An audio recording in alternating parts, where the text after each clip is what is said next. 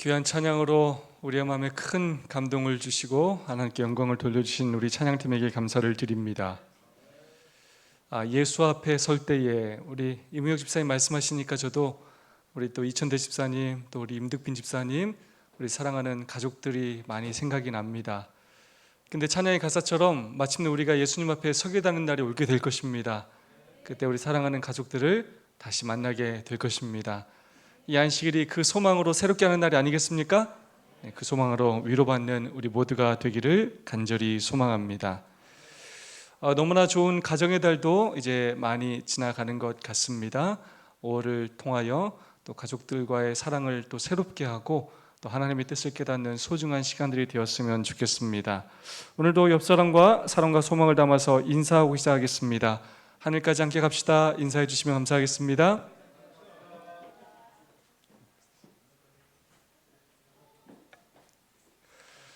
우리 안경 성도님 좀 박수로 좀 환영할까요? 네.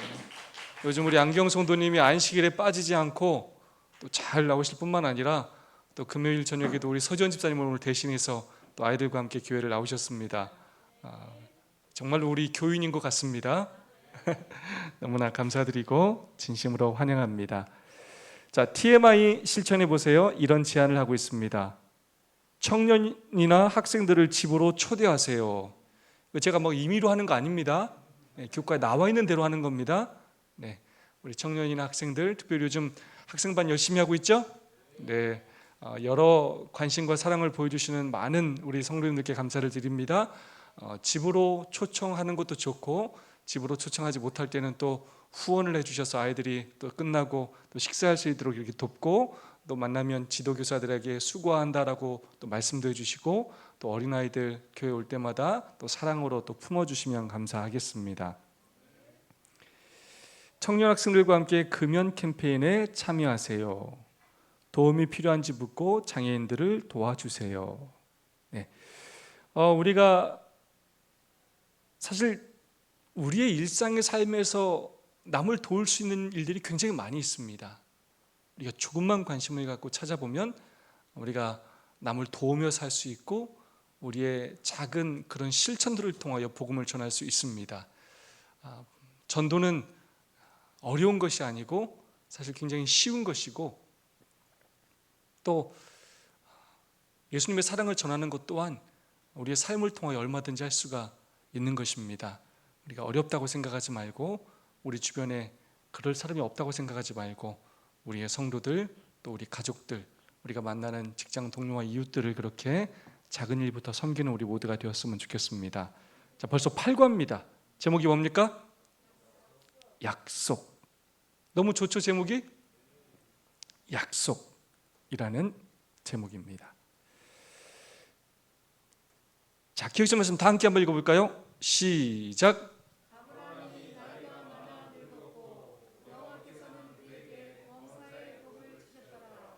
아멘. 제가 이 말씀을 이렇게 가만히 묵상하는데 얼마나 그냥 이 말씀 자체로 은혜가 되는지 몰랐습니다. 아브라함이 나이가 많아 늙었고 늙었대요. 아브라함이. 여러분 사람이 늙죠? 늙으면 좀 서글프지 않습니까? 저도 아직 젊은데도 옛날 생각하면 아유 내가 진짜 많이 늙었구나 이런 생각을 하면 서글퍼져요. 특별히 아까 말씀하셨던 것처럼 우리 성도들이 주님 안에서 잠들고 저희 어머니도 허리가 아프셔가지고 이렇게 꼬부랑 할머니처럼 이렇게 변해가시는 것 같고 정말 상상도 할 수 없었던 일 아버님이 저렇게 갑자기 이렇게 누워 계시고 이렇게 사랑하는 사람들의 이런 가슴 아픈 일들을 보면서 이 늙는다는 것 얼마나 가슴 아픈 일이고 또한 이별한다는 것 얼마나 정말로 슬픈 일인지를 깨닫게 됩니다. 사람이 늙으면 참 때로 쓸모없게 느껴질 때가 있어요. 그래서 많은 사람들이 은퇴하고 나서 굉장히 큰 스트레스를 받는다고 합니다. 스트레스를 가장 크게 받는 첫 번째가 사별이고 두 번째가 은퇴입니다. 왜 그러냐면 내가 쓸모없다고 느껴지는 거예요. 할 일도 없는 것 같고 나를 인정해 주는 사람도 없는 것 같고 근데 집에서도 구박받는 것 같고 밥 세끼 먹으려면 눈치가 보이고 그렇다는 것입니다. 근데 이 말씀을 읽으면서 이런 생각을 했어요. 아브라함이 나이가 많아 늙었고, 아브라함이 나이가 많아서 어쩌면 세상 사람들이 볼 때 좀 쓸모없어 보이고 좀 가치 없게 느꼈었을지 모르겠지만, 여호와께서는 그 늙은 아브라함에게 범사의 복을 주셨다는 것입니다. 하나님에게는 그런 것들이 전혀 상관이 없다는 거예요. 근데 하나님께서 왜 그렇게 하셨느냐? 오늘 제목이에요. 뭐 때문에요? 약속하셨어요. 내가 너를 복주겠다, 너를 축복의 통로로 삼겠다 라고 약속하셨기 때문에 아브라함의 상황이 어떻게 변하든지 간에 아브라함을 축복하시는 것입니다. 우리가 아브라함의 그 애굽에서의 경험 기억나죠? 그가 연약해서 아내를 누이라고 했던 그 과거를 우리가 기억하지 않습니까? 그때도 하나님께서 그를 뭐 하셨어요? 축복하셨어요. 그리고 이제 나이가 많아 늙었음에도 불구하고 하나님께서, 때로 아브라함은 신실하지 못했지만 하나님의 그 신실하심으로 늙은 아브라함에게 복을 주셨다는 것입니다. 특히 여러분, 이 모든 일에 이 범사이라는 말씀에 우리가 좀 집중해야 합니다. 모든 일에. 아브라함은 좀 지력이 떨어졌을지 모르겠습니다. 아브라함은 기억력이 조금 전보다 약해졌을지 모르겠습니다. 그러나 우리 하나님은 다 기억하고 계셔요. 모든 일에 다 관심을 가지고 계십니다. 그래서 모든 일에 복을 주셨다는 것입니다. 그래서 하나님은, 우리가 하나님의 언약 백성이 되면, 하나님이 우리를 책임지기로 결심하시면 우리가 세세하게 살피지 못하는 부분까지도 하나님은 챙겨주시고 축복하신다는 것입니다. 너무 감사하지 않습니까? 여러분, 우리가 하나님 믿는 걸 영광인 줄 알아야 합니다. 여러분, 하나님 믿는 거 같고 또 뭐 유세 떤다 이런 표현하죠? 그렇게 하면 안 돼요. 내가 너무나 많이 희생하는 것 같고 내가 너무 많이 손해본다는 생각하시면 절대로 안 됩니다. 하나님이 범사에 우리에게 어마어마한 복을 주고 계셔요. 우리가 그걸 잘 눈으로 보지 못해서 그렇지 정말 어마어마한 축복을 주고 계십니다. 여러분, 정말로 하나님께서 우리 교회도 그런 축복을 준다고 생각하지 않으십니까? 요즘 정말로 하나님께서 우리 교회에 넘치는 축복을 주고 계시죠? 네, 우리가 조금만 마음을 합해서 하나님의 사업을 하려고 하면, 그리고 기도하면 하나님께서 우리에게 범사의 복을 주시는 것입니다.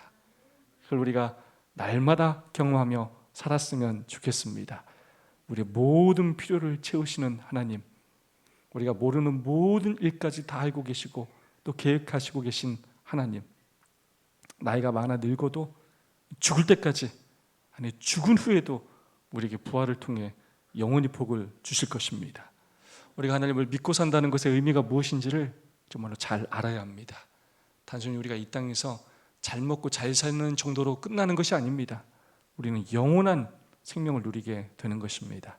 나의 고생과 헌신만 생각하지 말고 우리가 비교할 수도 없는 큰 축복 가운데 산다는 것을 늘 기억하며 사는 우리 모두가 되었으면 좋겠습니다.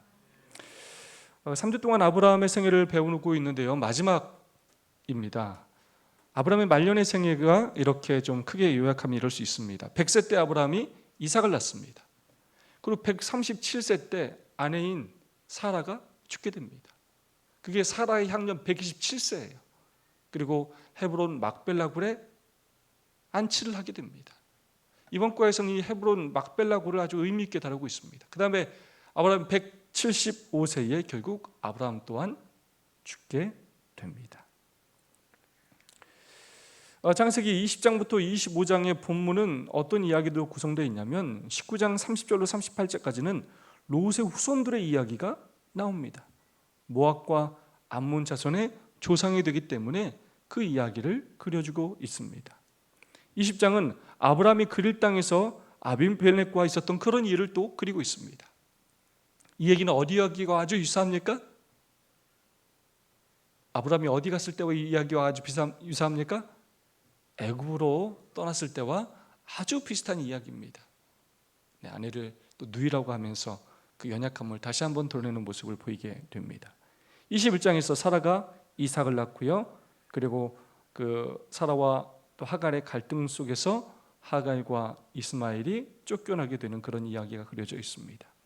그리고 22장이 굉장히 중요한 장이죠. 아브라함의 시험과 이삭의 번제 사건이 나옵니다. 네, 듀강 박사님이 이 두 가지 가라, 아브라함의 이 시험의 두 가지 가라라고 나오는 이 가장 큰 시험과 명령, 가나안 땅으로 가라, 내가 너에게 지시할 땅으로 가라라는 그 첫 번째 명령과 바로 모리아산으로 가라라는 그 두 번째 명령입니다. 그래서 이 22장이 굉장히 중요한 장이라고 할 수가 있겠습니다. 그리고 23장에서 사라의 죽음과 매장지인 막벨라 굴을 구입하는 그 이야기가 등장합니다.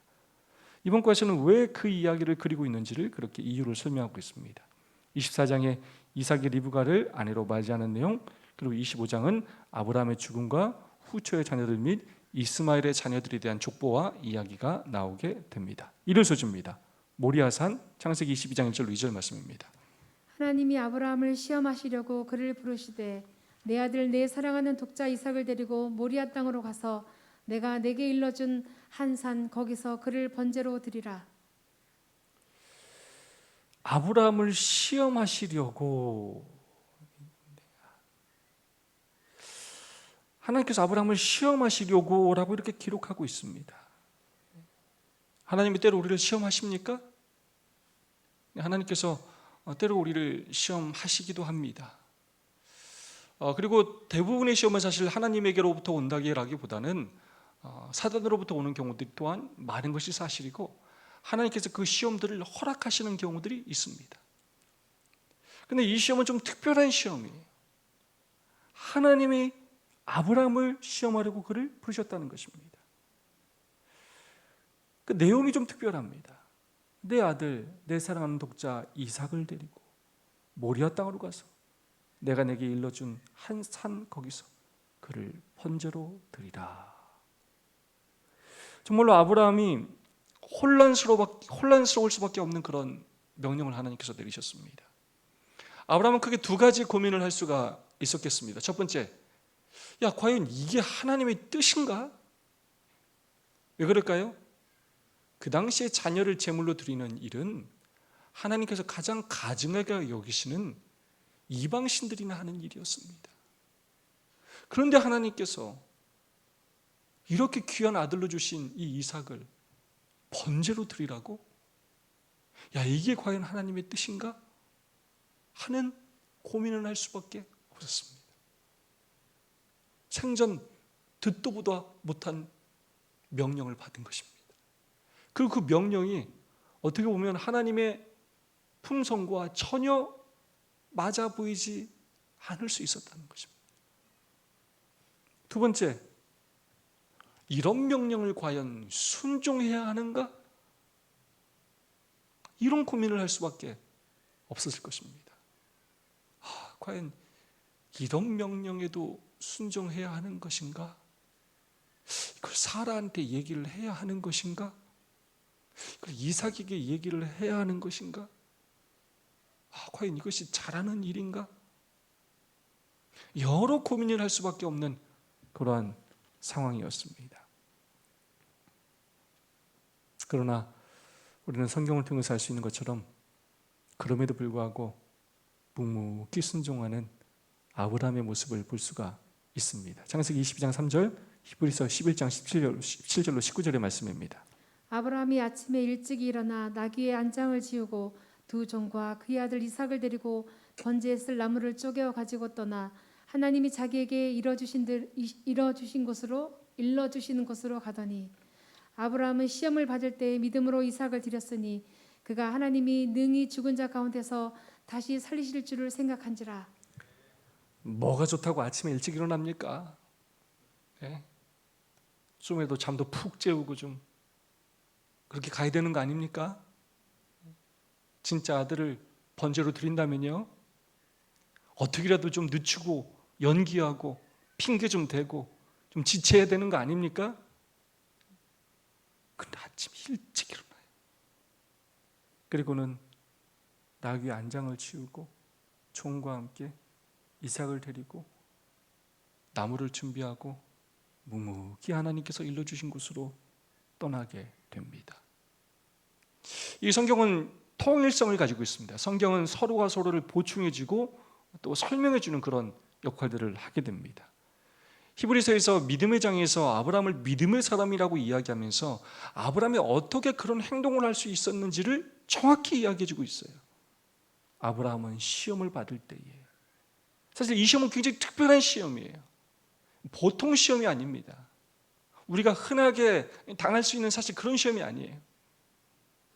믿음으로 이삭을 드렸으니, 그런데 그렇게 한 이유를 정확히 설명해요. 그가 하나님이 능히 죽은 자 가운데서 다시 살리실 줄로 생각한지라. 아브라함이 이삭을 그렇게 아침에 일찍부터 하나님의 명령에 순종하며 번제로 드릴 수 있었던 이유는, 그렇게 죽는다 할지라도 하나님께서 곧바로 뭐 하실 것을 믿었다고요? 부활시키실 것을 믿었다는 것입니다. 아브라함은 가면서 어떻게 꼼수를 부려가지고 이걸 빼낼까 그런 생각을 한 게 아니에요. 아브라함은 이미 이삭을 하나님께 드린 것입니다. 이미 드렸어요. 하나님이 그것을 멈추신 것뿐이지 이미 드린 것입니다. 그래서 그가 돌아온다고 할 때 우리가 돌아온다, 이 복수를 사용해요. 그래서 아브라함은 이미 떠날 때부터 이삭과 함께 돌아올 것을 그는 믿었습니다. 하나님께서 이삭을 부활시켜 주실 것을 믿었다는 것입니다. 아브라함의 그 믿음이 어디서 왔을까요? 그 나이에 정말로 아이를 출생할 수 없음에도 불구하고 그 생명을 주신 하나님이라는 사실을 그가 기억했습니다. 아무것도 없는 존재를 존재케 하신 그 하나님께서 죽음에서까지도 부활시킬 수 있다는 사실을 믿었다는 것입니다. 교과 108페이지의 말씀입니다. 성경에 나타난 시험은 두 가지 다른 개념을 포함한다.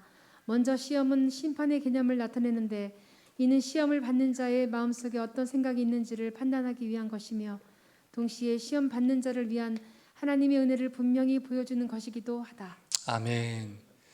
자, 하나님께서 때로 우리에게 시험을 허락하시는데 이 시험을 주시는 큰 의미 두 가지가 있다는 것입니다. 첫 번째, 심판의 성격을 갖고 있다는 거예요. 우리가 이 시험을 이렇게 경험해야만 우리가 누군지를 똑바로 알아요. 우리가 때로는 굉장히 강하다고 생각했는데 사실 시험을 당해보면 내가 부족하구나라는 걸 깨닫게 돼요. 때로는 인간관계에서 내가 굉장히 온유한 줄 알았는데 이렇게 조금 사소한 갈등으로 인해서 내 본 모습이 드러나요. 내가 참 연약하구나.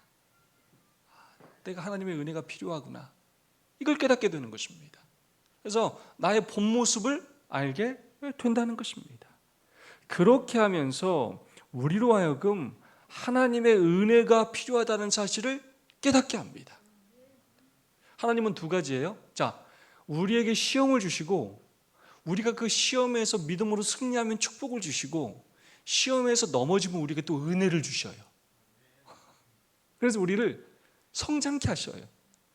끊임없이 그런 방법들을 통하여 우리를 구원에 이르게 하신다는 것입니다. 성경이 말하는 믿음은 하나님께 무언가를 드리거나 하나님을 위해 희생하는 우리의 능력을 의미하지 않는다. 물론 그런 행위의 역할이 있다. 하지만 성경이 말하는 믿음은 우리가 우리의 자격 없음을 깨닫고 하나님을 신뢰하며 그분의 은혜를 받아들이는 것을 의미한다. 아멘. 그러므로 끊임없는 하나님의 이런 율법, 특별히 이런 시험들은 우리로 하여금 참 우리가 연약하다는 걸 깨닫게 하셔요. 그래서 우리의 힘으로는 이것들을 이겨낼 수 없다는 걸 깨닫게 하신다는 것입니다. 끊임없이 하나님을 의지하게 함으로 하늘을 소망하게 하시고, 그런 일들을 통하여 우리에게 하나님의 은혜가 필요하다는 사실을 깨닫게 하신다는 것입니다. 안 그러면 우리는 너무 교만해요. 여러분, 우리가 이 코로나만 이렇게 경험해도 우리가 알지 않습니까? 우리가 얼마나 연약한지. 사람이 그렇게 대단히 똑똑하고 엄청나게 의학과 과학이 발달한 것처럼 보이지만 이 바이러스 하나 갖고 우리가 아주 벌벌 떨고 세계가 난리가 나는 겁니다. 하나님께서 그냥 쓰나미 한번 일으키시면요, 아무것도 아니에요, 사람들. 근데 우리가 정말 모든 것을 다 할 수 있는 것처럼 생각하며 그렇게 어리석게 살아가는 것입니다. 때로 질병도 그래요. 그런 걸 경험하지 못하면 우리가 천년만년 살 것처럼 생각하고 내가 모든 걸 다 할 수 있다고 생각해요. 우리가 때로 그런 원치 않는 질병을 통하여 참 우리가 연약한 존재고 유한한 존재라는 걸 생각하게 되고 하나님의 은혜를 간구하게 되는 것입니다. 우리가 기억해야 할 사실은 정말 우리 하나님은 좋은 분이라는 사실이에요. 하나님은 여러 다양한 방법들을 통해서 궁극적인 목적 자체가 우리를 축복하시는 것이고 우리를 구원하시는 것이 목표입니다.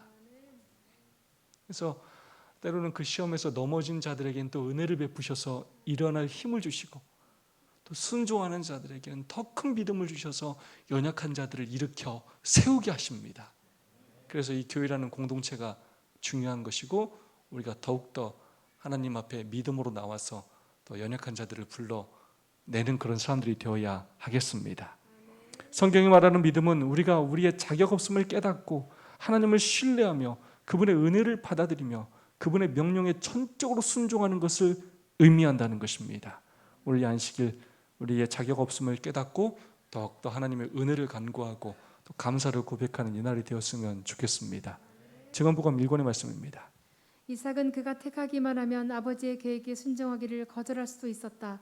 그러나 그는 아버지를 미쳤다고 비난하지도 않고 그의 목적을 바꾸려조차 하지 않는다. 아들은 아버지의 성실을 믿기 때문에 희생물이 되고자 순종한다.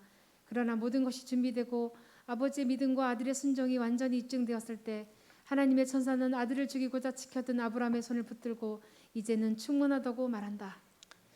우리가 이 사건을 통해서 아브라함의 믿음을 늘 강조하지만 사실 누구의 믿음이 대단합니까? 이삭의 믿음이 대단합니다. 아버지가 날 죽이려고 데리고 간다고 생각해 봐요. 뭐라고 생각할 수 있어요? 아버지 미쳤다. 단단히 미쳤다, 아버지. 나이 들더니 제정신이 아니시다. 이삭의 나이와 이삭의 이 체력이라면 아브라함을 밀쳐내고 얼마든지 할 수 있었어요. 다 거절할 수 있었어요. 그러나 이삭은 그렇게 하지 않았습니다. 미쳤다고 비난하지도 않았고 그의 목적을 바꾸려고조차 하지 않았어요. 다르게 말하면 이삭도 자신의 목숨을 뭐 했다고요? 내어놨어요. 내어놨어요. 아버지와 아들이, 아버지는 아들을 죽이러 가고 있고 아들은 그런 아버지에게 자기 생명을 내어놓고 함께 길을 걸어가고 있는 것입니다. 그들의 이 순종, 아버지의 믿음과 아들의 순종, 굉장히 중요한 표현이에요. 아버지의 믿음과 아들의 순종이 완전히 하나가 되었다는 것입니다. 이건 누구와 누구의 모습을 우리에게 보여줄까요? 우리 하나님의 모습과 우리 예수님의 모습을 보여주고 있는 것입니다. 우리 하나님께서 예수 그리스도를 자신의 독생자임에도 불구하고 우리를 위하여 십자가에 내어 던지셨고요. 예수님은 그 모든 걸 다 아시면서도 자원하여 겸손히 순종하셨습니다. 그분께서 스스로 이 땅에 내려오셨어요. 십자가의 길을 걸으셨고 십자가에 달려 돌아가신 것입니다. 아버지의 그 믿음과 아들의 그 순종을 통하여 우리가 오늘 구원을 얻게 된 것입니다. 자, 월요일 소지 우리 하나님은 놀라운 반전을 일으키시는 분이에요. 자, 하나님께서 친히 준비하시리라. 창세기 22장 8절입니다. 내 아들아 번제할 어린 양은 하나님이 자기를 위하여 친히 준비하시리라. 22장 13절. 아브라함이 눈을 들어 살펴본즉 한 순양이 뒤에 있는데 뿔이 수풀에 걸려 있는지라. 아브라함이 가서 그 순양을 가져다가 아들을 대신하여 번제를 드렸더라. 굉장히 중요한 말씀이 나와요. 22장 8절에 내 아들아, 이삭이 물어봤죠. 번제할 양은 어딨냐고. 그랬더니 아브라함이 뭐라고 하느냐. 내 아들아, 번제할 어린 양은 하나님이 자기를 위하여 친히 준비하시리라. 자기를 위하여 친히 준비하시리라를 다른 말로 하면 하나님이 자신을 바치실 것이다 라는 표현이에요. 아브라함 혼자 이런 말을 할 수 없었을 것입니다. 성령 하나님께서 그를 지도하셨을 것입니다. 하나님께서 준비해 주실 것을 믿었다는 것입니다. 아브라함이 눈을 들어 살펴보니까 한 양이 뒤에 있는데 뿔이 수풀에 걸려 있었고, 그래서 아브라함이 가서 그 순양을 가져다가 아들을 대신하여 결국 번제를 드렸다는 것입니다. 왜 하나님께서 이런 일을 계획하시고 아브라함과 이삭을 모리아 산으로 부르셨느냐? 바로 희생양이신 예수님께서 우리를 위하여 십자가에 달려 돌아가실 것을 미리 보여주시기 위함이었습니다. 아브라함으로 하여금 그 하나님의 마음이 어떤 마음인지, 우리에게 주시는 그 구원이라는 것이 얼마나 놀라운 희생인지를 깨닫게 하기를 원하셨어요. 좀 그런 마음을 나눌 수 있는 사람을 하나님이 갖기를 원하셨어요. 구원의 계획의 이 본질을 보여주는 너무나 특별한 사건이라는 것입니다. 하나님은 이미 이 모든 것들을 다 준비하고 계셨어요. 마치 하나님께서 하늘에서 평화의 의논을 통하여 범죄하기 전에 이미 우리의 구원을 위하여 계획하신 것처럼 하나님께서 다 준비하고 계시다는 것입니다. 여러분, 우리가 이런 생각을 좀 하면 좋겠어요. 여러분, 하나님께서 우리를 향하여, 우리 교회를 향하여 준비하신 것이 많을까요, 적을까요? 어마어마하게 많아요. 하나님께서 우리를 얼마나 축복하실지 여러분, 우리가 하나님이 준비한 것들을 좀 맛봐야 하지 않겠습니까? 하나님은 어마어마한 준비를 해놓고 계셔요. 만약에 아브라함이 믿음으로 이삭과 함께 그 길을 걸어가지 못했다면 하나님께서 준비하신 것을 볼 수 있었어요, 없었어요? 못 봐요. 거기까지 갔어야 그 양이 준비되어 있는 걸 보게 된 겁니다. 하나님도 그 양을 뿅 하고 있게 하신 게 아니라 아브라함과 이삭이 걸어오는 동안 그 양을 어디에선가 그곳으로 인도하신 것입니다. 우리가 믿음의 길을 걸어가면 하나님도 우리가 보이지 않는 곳에서 하나님의 역사를 계속해서 이루어가고 계시는 것입니다. 여러분, 순종해야 기적을 보는 것입니다. 우리가 조금만 더 믿음의 눈으로 하나님을 바라본다면 너무나 좋으신 그 하나님께서 우리가 희생하는 것하고는 비교도 할 수 없는 놀라운 축복을 우리에게 주신다는 것입니다. 그래서 우리가 더 좀 믿음으로 살아야겠습니다. 더 좀 용기를 내야 하겠습니다. 오레소주입니다. 다시 한번 기억절 22장 14절 읽어볼까요? 아브라함이 그 땅 이름을 여호와 이레라 하였으므로 오늘날까지 사람들이 이르기를 여호와의 산에서 준비되리라 하더라. 하나님이 친히 준비하시리라. 이걸 우리가 여호와 이레라고 하죠. 하나님께서 이미 여호와의 산에서 준비해 주셨다는 것입니다. 이미 준비하시는 하나님, 깜빡하시는 하나님이 아니에요. 뭐 하나 이게 놓치시는 분이 아니에요. 우리 하나님이 뭐 만약에 놓치는 것처럼 보인다면 그것도 다 계획이 있는 거예요. 하나님은 단 하나도 빠뜨리지 않으셔요. 그분은 아주 역전의 용사이시고 모든 것들을 치밀하게 이루시는 분이십니다. 창세기 22장 16절로 18절입니다. 내가 이같이 행하여 내 아들 내 독자도 아끼지 아니하였은즉 내가 내게 큰 복을 주고 내 씨로 말미암아 천하 만민이 복을 받으리니 이는 내가 나의 말을 준행하였음이니라. 왜 하나님이 아브라함에게 이런 시험을 하셨다고요? 네, 내게 큰 복을 주고 아브라함을 믿음의 조상이라고 세워주시고 그 아브라함의 그런 모본을 통하여 우리 또한 그러한 삶을 살도록, 그리고 계획된 그 구속의 놀라운 역사를 우리에게 깨닫게 하시고 보여주시기 위하여 아브라함을 사용하신 것입니다. 저는 최근에 일어나는 많은 일들을 보면서 다시 어떤 확신을 하게 되냐면, 하나님께서 저를 이 교회에 보내신 이유, 지금의 우리 장로님들과 우리 성도님들을 만나게 하신 이유, 또 리모델링도 하게 하시고 음향 영상 시스템도 교체하게 하시고 여러 일들을 이렇게 하게 하시면서 우리로 하여금 소그룹의 모델 교회가 되게 해달라고 기도하신 이 모든 일들이 하나님께서 준비하셨다는 것을 느끼게 돼요. 네. 정말 하나님의 놀라운 준비입니다. 우리는 부족하고 연약한데, 사실 우리는 보잘것없는데 하나님께서 희한한 방법으로 우리를 그렇게 인도해 주셔요. 마치 제가 돌이켜보면 이렇게 느껴져요. 하나님이 그걸 다 준비하고 계셨다고 느껴져요. 그래서 한 고비고비마다 하나님께서 이걸 얼마나 선하신 길로 인도하셨는지를 깨닫게 됩니다.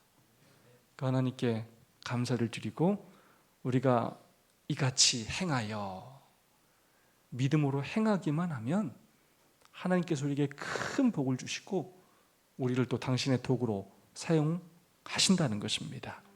부자순자 154페이지 말씀입니다. 하나님께서 아브라함에게 그의 아들을 죽이라고 명령하신 것은 그의 믿음을 시험하시는 동시에 복음의 실제를 그의 마음에 새겨주기 위함이었다. 그 무서운 시련의 어두운 날 동안 그가 참은 고통은 그가 자신의 경험을 통하여 무한하신 하나님께서 사람을 구속하기 위하여 치르신 희생의 위대함을 깨닫게 하려고 허락되었다. 아멘.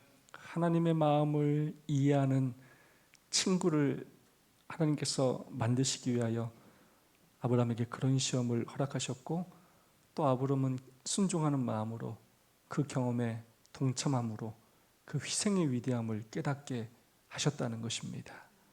그러면서 복음의 실제를 결국 그의 마음에 새겨주게 되었고, 그 경험은 아브라함에게 아브라함의 삶에 있어서 놀라운 축복이 되었다는 것입니다. 돌아가실 구주를 표상하는 숫양. 아브라함은 모리아 산에서 자기 아들이 내 아버지여 번제할 어린 양은 어디에 있나이까 하고 묻는 말을 들었다. 아버지는 대답하기를 아들아 번제할 어린 양은 하나님이 자기를 위하여 친히 준비하시리라고 하였다. 아브라함은 이삭 대신에 하나님께서 준비하신 순양에게서 사람의 죄를 위하여 들어가실 그분의 표상을 보았다. 아멘. 우리가 알지 못하는 다양한 방법으로 우리를 이끄시고 연단하시는 하나님의 모습을 우리가 볼 수 있고요, 정말로 우리를 위하여 놀라운 준비를 하신 하나님의 사랑을 깨달을 수가 있습니다. 그뿐만 아니라 우리는 사실 이 예언의 신이라는 책이 얼마나 위대한 책인지를 또 한번 깨닫게 됩니다. 부조와 선지자뿐만 아니라 시대의 소망을 통하여 하나님께서 아브라함에게 이렇게 요청하신 이유들을 우리는 너무나 자세히 알 수가 있습니다. 그래서 다시 한번 강조하지만 우리가 성경 말씀 깊이 묵상할 뿐만 아니라 정말 예언의 신 말씀을 깊이 묵상해야 합니다. 그래야 우리가 이 성경 속에 담겨 있는 그 깊은 의미들을 깨달을 수 있게 되는 것입니다. 사라의 죽음입니다. 사라가 127세를 살았으니 그것이 곧 사라가 누린 햇수라. 아브라함이 그 안에 사라를 가나안 땅 마므레 앞 막벨라밭 굴에 장사하였더라. 네, 굉장히 특별한 기록이에요. 독특한 기록입니다. 왜냐하면 성경에 여성의 죽음과 매장이 잘 기록되지 않습니다. 근데 성경에 의도적으로 이 사라의 죽음과 매장이 기록돼요. 특별히 몇 살에 죽었는지까지 기록하고 있고 장소를 기록하고 있습니다. 창세기 22장부터 25장까지 등장한 아브라함의 가족사를 이렇게 살펴보자면 22장 23절은 이삭의 아내가 될 리브가의 탄생 기록이 등장하고 있고요, 그 다음에 23장은 사라의 죽음과 막벨라 구입 과정이 등장합니다. 24장은 이삭과 리브가의 결혼 이야기가 등장하고요, 25장은 아브라함과 그드라의 재혼 이야기가 등장합니다. 이 사라의 죽음이 특별하게 기록된 이유가 무엇이냐? 이 막벨라 굴 매입 이야기를 기록하기 위함입니다. 그렇다면 왜 이 막벨라 굴 매입 이야기를 기록하려고 하는 것인가? 23장 4절입니다. 나는 당신들 중에 나그네요 거류하는 자이니 당신들 중에서 내게 매장할 소유지를 주어 내가 나의 죽은 자를 내 앞에서 내어다가 장사하게 하시오. 뭐라고 하냐? 자신을 나그네라고 그래요. 나그네인 것이 맞아요. 75세 하란을 떠나가지고 가나안 땅에 왔고 가나안에 정착한 지 60년이 넘었는데 자신의 땅이 없었어요. 하나님께서 그 땅을 주겠다고 했는데 60년이 지났는데도 땅이 있었다고 없었다고요? 없었어요. 이 하나님 약속 이루어진 게 아니에요 지금. 그런데 같이 왔던 사라가 어떻게 됐어요 지금요? 죽었어요. 다르게 말하면 사라는 그 땅을 지금 차지하지 못한 거예요. 헤브론 브엘세바에서 셈을 파긴 했지만 소유권이 없었어요. 헷 족속에게 매장지를 구입하겠다고 제안하는 아브라함의 모습입니다. 그 다음 승구절입니다.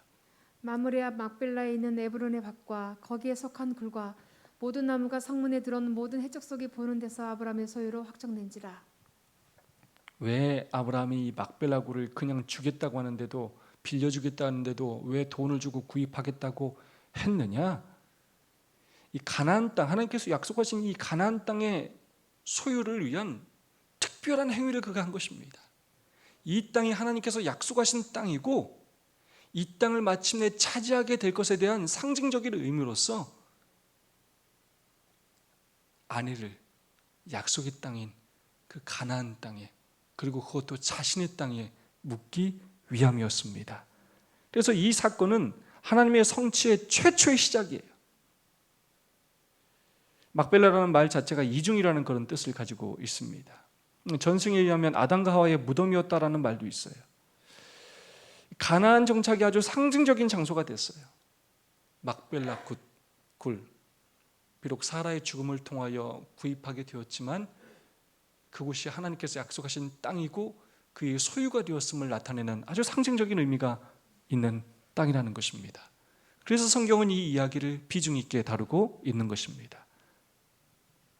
주께서 아브라함을 부르셔서 우상 숭배자들인 그들의 동족을 떠나게 하시고 가나안 땅을 영원한 유업으로 약속하셨다.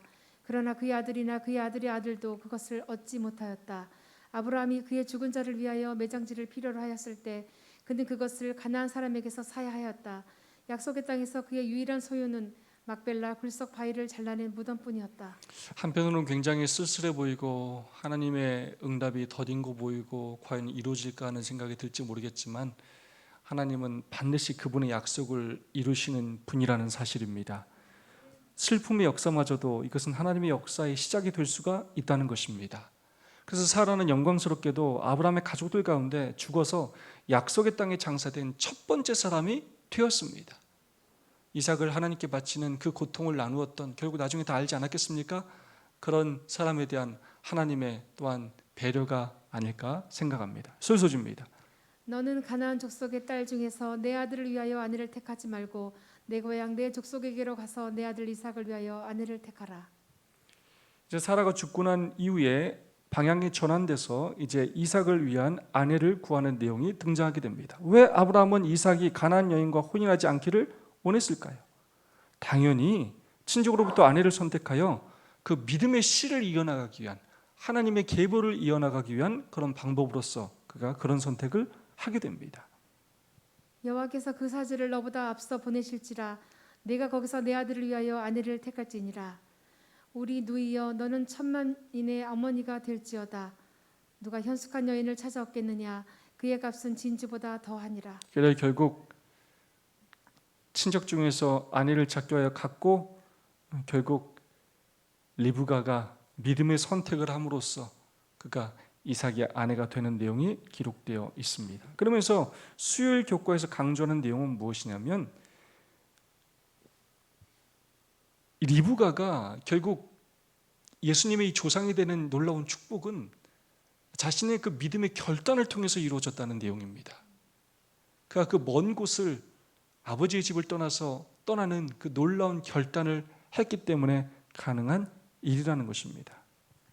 아브라함은 여자가 하나님의 부르심에 응답하지 않을 가능성 또한 열어둔다.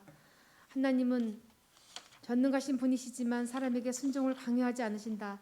하나님의 계획은 리브가가 엘리에셀을 따라오는 것이었지만 그녀에게는 선택의 자유가 있었다. 하나님께서는 언제나 우리에게 선택권을 주십니다. 그리고 그것에 우리가 순종할 때, 믿음으로 행동할 때 그에 합당한 보상을, 축복을 내리신다는 것입니다. 수주입니다. 전능하신 하나님께서 이삭의 아내를 찾는 모든 과정 가운데 함께 하셨는데 하나님께서는 모든 과정 속에서 인간의 자유의지를 존중하셨다는 것입니다. 우리도 어떠한 순간에도 믿음의 선택을 하게 되기를 소망합니다. 목일 소주입니다. 아브라함을 위한 아내. 내가 너로 큰 민족을 이루고 내게 복을 주어 내 이름을 창대하게 하리니 내 이름을 아브라함이라 하리니 이는 내가 너를 여러 민족의 아버지가 되게 함이라.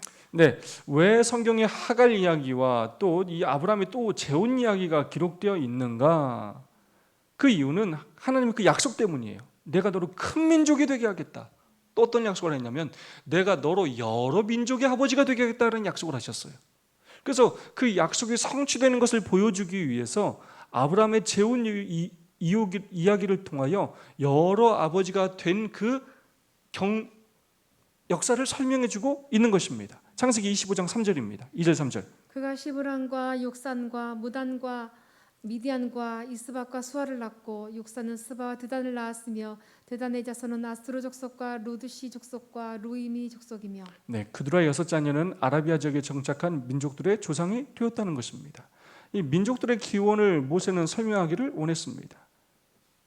이스마엘의 장가는 느바요시요 그 다음은 게달과 암무엘과 밉삭과 미스마와 두마와 마사와 다학과 데마와 여돌과 나비스와 게드마니 이들은 이스마엘의 아들들이었고 그 족속으로는 12 지도자들이었더라. 그 자손들은 하월라에서부터 아수르로 통하는 애굽 앞수까지 이르러 그 모든 형제의 맞은편에 거주하였더라. 우리는 왜 이런 게 정말 재미도 없는데 왜 기록되었을까 생각할 때가 참 많은데 그렇게 성경에 기록된 다 이유가 있다는 것입니다. 특별히 이 말씀들은 하나님께서 하신 약속은 반드시 지키신다는 것을 우리에게 보여주는 것입니다. 이스마엘 자손은 이스라엘 남동쪽에 거주하여 이스라엘과 지속적인 관계를 맺음을 우리에게 또한 역사적으로 알려주고 있는 것입니다. 마지막 말씀입니다. 두 개의 족보 사이에 기록된 아브라함의 죽음 또한 하나님의 축복을 증거한다. 그것은 여러 해 전 하나님께서 아브라함에게 장수하리라고 하셨던 약속의 성취를 드러낸다. 하나님께서는 마침내 당신의 신실한 종 아브라함에게 은혜로 허락하신 약속들을 이루어 주셨다. 아멘. 아브라함을 장수하게 하셨고요. 또 아브라함을 통하여 여러 민족의 아버지가 되게 하겠다. 믿음의 씨 조상이 되게 하겠다는 그 모든 약속을 하나님께서 다 이루어 주셨다는 것입니다. 그래 우리가 이번 이 아브라함의 여러 이야기를 통하여 우리 하나님이 정말 우리를 선하신 길로 인도하시며 그 약속에 신실하신 하나님이라는 사실을 깨닫게 된다는 것입니다. 함께 나누는 시간 갖겠습니다. 그대의 삶을 지금까지 인도해 주신 하나님의 그 흔적들은 무엇이 있습니까?